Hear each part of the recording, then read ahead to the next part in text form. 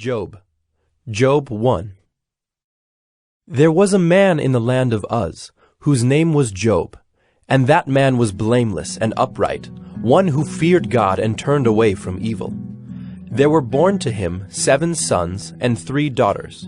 He possessed 7,000 sheep, 3,000 camels, 500 yoke of oxen, and 500 female donkeys, and very many servants, so that this man was the greatest of all the people of the East. His sons used to go and hold a feast in the house of each one on his day, and they would send and invite their 3 sisters to eat and drink with them.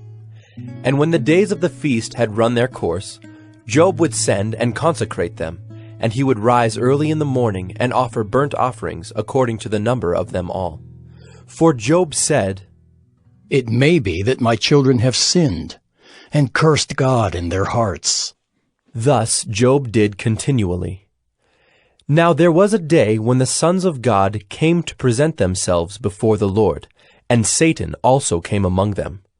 The Lord said to Satan, "From where have you come?" Satan answered the Lord and said, "From going to and fro on the earth, and from walking up and down on it." And the Lord said to Satan, "Have you considered my servant Job, that there is none like him on the earth? A blameless and upright man, who fears God and turns away from evil." Then Satan answered the Lord and said, "Does Job fear God for no reason? Have you not put a hedge around him and his house and all that he has on every side? You have blessed the work of his hands, and his possessions have increased in the land.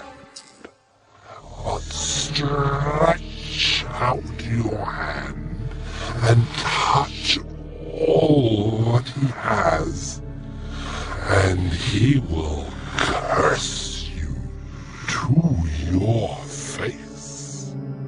And the Lord said to Satan, "Behold, all that he has is in your hand. Only against him do not stretch out your hand." So Satan went out from the presence of the Lord. Now there was a day when his sons and daughters were eating and drinking wine in their oldest brother's house. And there came a messenger to Job and said, "The oxen were plowing, and the donkeys feeding beside them, and the Sabaeans fell upon them, and took them, and struck down the servants with the edge of the sword, and I alone have escaped to tell you." While he was yet speaking, there came another and said, "The fire of God fell from heaven and burned up the sheep and the servants, and consumed them, and I alone have escaped to tell you."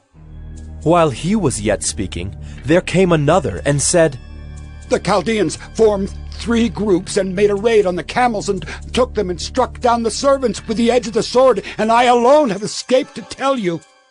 While he was yet speaking, there came another and said, "Your sons and daughters were eating and drinking wine in their oldest brother's house, and behold, a great wind came across the wilderness and struck the 4 corners of the house, and it fell upon the young people, and they are dead.